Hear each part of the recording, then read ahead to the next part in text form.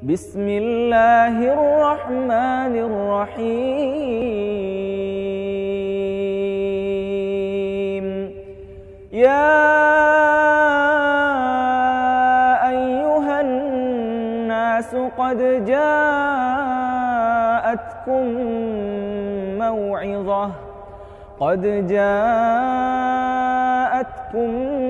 maw'izatun min rabbikum wa shifaa'un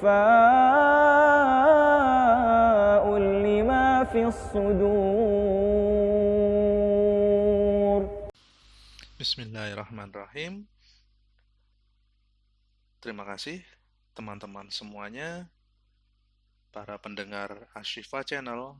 Saat ini kita bertemu kembali untuk membahas terkait psikoterapi dalam pandangan Islam. Apa sih sebenarnya psikoterapi, teman-teman? Psikoterapi adalah pengobatan alam pikiran, atau lebih tepatnya pengobatan dan perawatan gangguan psikis melalui metode psikologis. Istilah ini mencakup berbagai teknik yang bertujuan untuk membantu individu dalam mengatasi gangguan emosional dengan cara memodifikasi perilaku, pikiran, dan emosinya, seperti halnya proses reedukasi. Atau teman-teman semuanya bisa mengetahui seperti pendidikan kembali atau proses belajar kembali. Sehingga individu tersebut mampu mengembangkan dirinya dalam mengatasi masalah psikisnya. Psikologi di sini berkembang mempunyai tujuan dan alasan-alasan, yakni untuk memecahkan berbagai problem dan menguak masalah yang terjadi pada manusia, serta mengupayakan peningkatan sumber daya manusia tentunya. Pengertian yang lebih spesifik dalam usaha menumbuh kembangkan dan pembinaan dalam lingkungan sehari-hari, hubungan kita dengan orang lain, muamalah kita dengan sesama manusia, bahkan antar umat beragama. Diharapkan dari proses ini, atau proses belajar yang terjadi, akan berjalan lebih optimal dan tidak akan terjadi kasus yang nantinya menjadi sebuah problem yang terjadi di masyarakat. Sebab secara operasional, proses belajar di sini merupakan sebagai petunjuk dan penangkal dan merupakan langkah awal yang sifatnya preventif atau pencegahan. Di samping itu juga merupakan kegiatan penyembuhan terhadap seperti teman-teman kita yang mengalami gangguan kejiwaan. Gangguan kejiwaan di sini biasa disebut sebagai neurosis atau penyakit kejiwaan psikis sebagai akibat kefrustasian, menghadapi kenyataan hidup, dan lain sebagainya. Penyembuhan ini dimaksudkan untuk mengembalikan keseimbangan dan bisa mengadakan penyesuaian diri dengan baik, dan kondisi semacam ini memerlukan bantuan seorang psikoterapis. Bisa jadi psikolog, psikiater, bahkan konselor. Bisa jadi agamawan, kiai, ustadz, dan lain sebagainya dalam menyembuhkan gangguan kejiwaan tersebut. Dalam literatur kesehatan mental dan psikologi, biasanya penyakit itu terdapat istilah yang bernama tingkah laku normal dan tingkah laku tidak normal atau abnormal. Dari situlah para psikoterapis atau para pemuka agama, termasuk ustadz, kiai, bekerja guna menormalkan tingkah laku yang abnormal, atau bisa dikatakan menyembuhkan gangguan kejiwaan. Karena telah kita ketahui bahwa orang yang tingkah lakunya tidak normal biasanya mengalami gangguan jiwanya. Melihat pentingnya psikoterapi dalam membentuk pribadi yang utuh dan dapat menggunakan kemampuan serta kesempatan, juga sikap tenang dan seimbang, sehingga dapat mencapai kebahagiaan lahir dan batin. Maka, sebagai seorang Muslim, sudah tentu akan berpegang teguh pada falsafah hidupnya, yaitu ayat-ayat Al-Quran dan As-Sunnah. Kebahagiaan itu bukan hanya kesempurnaan interpersonal ataupun relationship dan interaksi dengan yang lainnya, tetapi dengan Sang Pencipta, Allah Subhanahu wa Ta'ala. Nah, sebenarnya psikoterapi Islam itu apa sih? Sebenarnya sebagai proses baik penyembuhan, pencegahan, pemeliharaan, maupun pengembangan jiwa yang sehat dengan melalui bimbingan Al-Quran dan As-Sunnah. Yang dimaksud seperti apa? Yaitu jalan penyehatan hidup jasmani dan rohani. Sehat dalam perspektif yang lengkap dan komprehensif. Jiwa dan raganya, jasmani dan rohani, luar dalam, bumi langit, dunia dan akhirat. Seperti itu, teman-teman. Para pendengar Ashifa Consulting atau Ashifa Channel, dapat kita tarik bahwa psikoterapi Islam ini adalah sebuah proses pembetulan atau proses belajar di mana berlangsung perubahan pikiran. Pikiran yang dimaksud adalah pikiran kecenderungan, kebiasaan, tingkah laku yang sebelumnya tidak benar, di mana si individu tadi memperoleh pikiran-pikiran yang belum tepat atau keliru atau delisif tentang dirinya atau bahkan orang lain. Bisa jadi seperti itu. Kehidupan dan berbagai problem yang dihadapinya, sehingga menyebabkan kegelisahan, dan belajar pula bentuk-bentuk tingkah laku defensif atau pertahanan diri untuk menghindari berhadapan dengan masalah, dengan harapan mampu meredakan kegelisahannya dengan menghubungkan antara nilai-nilai keislaman di dalamnya, yaitu barometernya tetap Al-Quran dan As-Sunnah.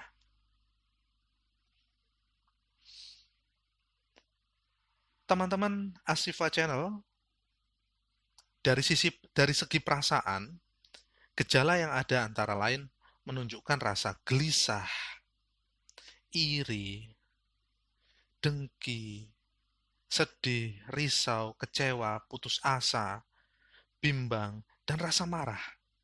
Itu salah satu psikoneuresa atau salah satu gejala kejiwaan jika dilihat dari sudut pandang Islam.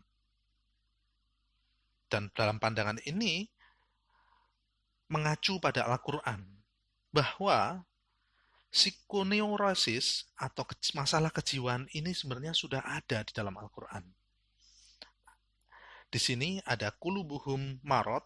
Kalau ada di teman-teman bisa buka kitabullah.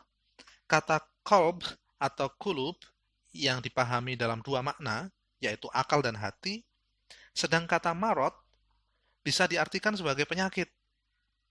Secara rinci, pakar bahasa mendefinisikan bahwa sebenarnya kata tersebut sebagai segala sesuatu yang mengakibatkan manusia melampaui batas keseimbangan atau kewajaran dan mengantar kepada terganggunya fisik, mental, bahkan kepada tidak sempurnanya amal seseorang. Dan kata qulubuhum marad terdapat dalam Al-Quran untuk mengartikan penyakit mental akibat dari orang-orang yang tidak dapat menerima ajaran agama Islam, seperti diungkapkan dalam firman Allah, wa ammal ladzina fi qulubihim maradun. Artinya, dan adapun orang-orang yang di dalam hati mereka ada penyakit.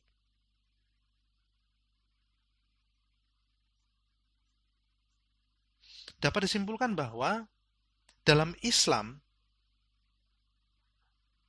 ya, merupakan psikoneurosa itu atau masalah kejiwaan, gangguan kejiwaan yang dialami manusia berkutat pada alam perasaan hingga batiniah. Karena adanya penyimpangan kode etik dalam pergaulan, baik secara vertikal maupun horizontal, sehingga menimbulkan berbagai gejala yang menyebabkan ketidaktentraman jiwa. Secara tidak langsung, seperti merasa tidak tenang, merasa tadi itu ya, dengki, sedih, risau, kecewa, putus asa, bimbang, dan rasa marah. Terus, kalau dari sisi jenis-jenisnya atau macam-macam psikoneurosa dalam Islam itu apa saja sih? Adapun di antaranya adalah yang pertama ujub, kesombongan, keterberdayaan, amarah, dan mengikuti hawa nafsu. Salah satu bentuk psikoneurosa dalam Islam. Bisa kita ketahui apa sih sebenarnya penyebabnya psikoneurosa atau penyakit mental dalam Islam itu sebenarnya? Kita ketahui bahwa penyakit mental ditimbulkan oleh berbagai macam sebab. Namun, seperti kita ketahui, pengaruh itu datang dari dua arah sebenarnya. Faktor dari dalam dan faktor dari luar.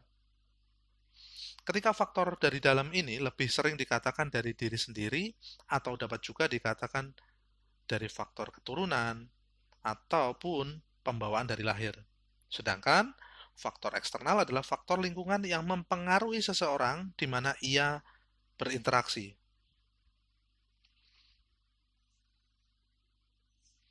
Ketika faktor dari dalam, keturunan dapat menjadi penyebab timbulnya penyakit mental, sebagaimana kehadiran agama pada manusia. Karena mental adalah jiwa yang dikatakan dalam Al-Quran sebagai nafas. Dalam pandangan Al-Quran, nafas diciptakan dalam keadaan dua pilihan, hidup antara kebaikan dan keburukan. Dalam firman Allah Subhanahu wa taala pada surat Al-Isra ayat 84, Bismillahirrahmanirrahim. Kul kullun ya'malu ala syakilatihi. Farabbukum a'lamu biman huwa ahda sabila. Katakanlah, tiap-tiap orang berbuat menurut keadaannya masing-masing, maka Tuhanmu lebih mengetahui siapa yang lebih benar jalannya. Ketika dari faktor internal ini bisa kita lihat bahwa memang orang-orang yang biasanya mengalami gangguan atau kondisi kejiwaan yang bermasalah, biasanya adalah memang ada faktor keturunan. Bisa kita cek apakah memang keluarga kita sebelumnya pernah ada kondisi seperti itu atau tidak. Bisa jadi, qadarullah, hal itu bisa menurun kepada diri kita. Namun, hal itu pun masih sangat bisa kita cegah dengan mendekatkan diri kepada Allah Subhanahu wa taala. Tentunya mengedepankan anjuran-anjuran dari Rasulullah berdasarkan Al-Qur'an dan As-Sunnah. Lalu, untuk faktor luarnya apa? Faktor luarnya di sini disebabkan oleh lingkungan tempat berinteraksi yang kemudian di sini lingkungan termasuk lingkungan keluarga, jadi pola asuhnya bagaimana, lingkungan pendidikannya dulu bagaimana, bahkan lingkungan masyarakatnya juga. Hal ini dapat terbentuk mulai dari pergaulan, berpikir, berakhlak, bahkan bertingkah laku, serta pendidikan yang ia dapatkan. Semua itu berpeluang dalam mempengaruhi rohani atau kejiwaan seseorang. Dalam arti yang luas, lingkungan mencakup iklim, geografis, tempat tinggal, adat istiadat, pengetahuan, pendidikan alam. Dengan kata lain, lingkungan adalah sesuatu yang tampak dan terdapat dalam arah kehidupan yang senantiasa berkembang. Ia adalah seluruh yang ada, baik manusia maupun benda buatan manusia atau alam yang bergerak atau tidak bergerak. kejadian-kejadian atau hal-hal yang mempunyai hubungan dengan seseorang dan menjadi sebuah perilaku. Seperti itu. Nah,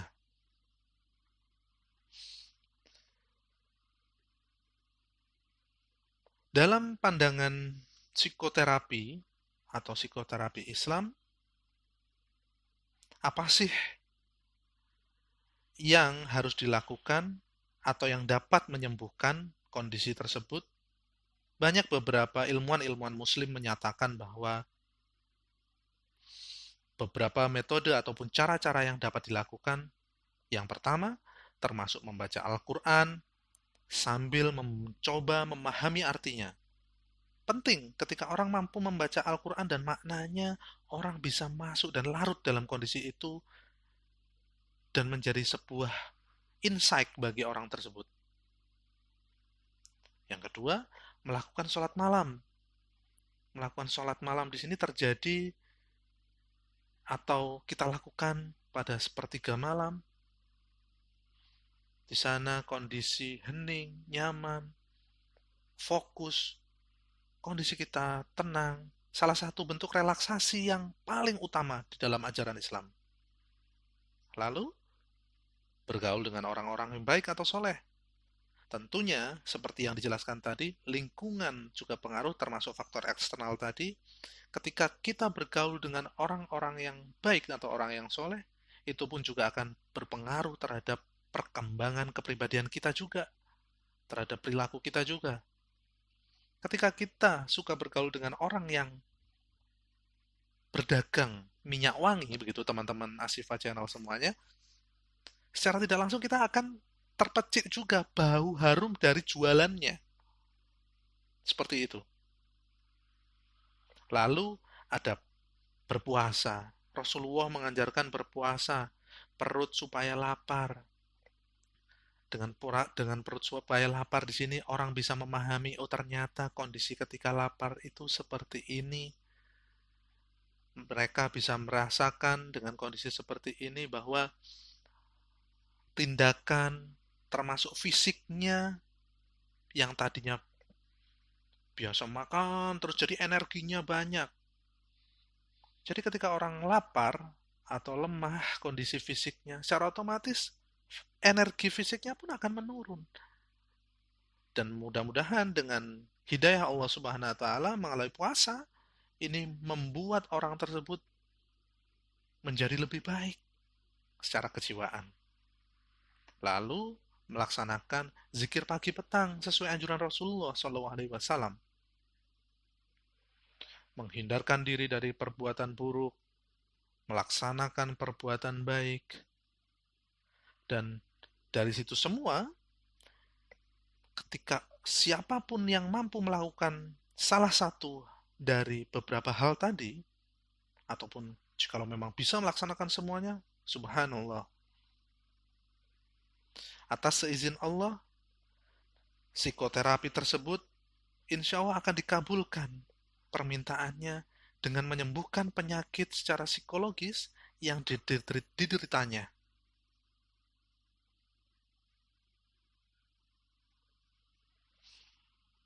Benang merah yang dapat kita ambil apa sih sebenarnya?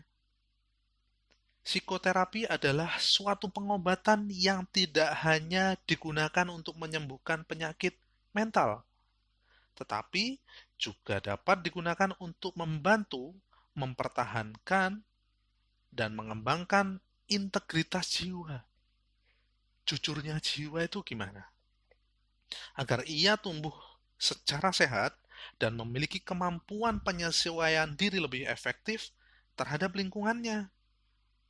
Dengan demikian, tugas utama psikoterapis di sini adalah memberi pemahaman dan wawasan yang utuh mengenai diri kita, serta memodifikasi atau bahkan mengubah tingkah laku yang dianggap menyimpang menjadi lebih baik. Tetap beracuan kepada Al-Quran dan As-Sunnah. Sekian dari saya, sahabat Ashifa Channel semuanya dimanapun Anda berada. Semoga apa yang saya sampaikan ini membawa kebaikan untuk diri saya pribadi dan Anda semuanya, teman-teman yang mendengarkan. Tetap semangat, jangan lupa sholat 5 waktu. Subhanakallahumma wa bihamdika, asyhadu an la ilaha illa anta, astaghfiruka wa atubu ilaih.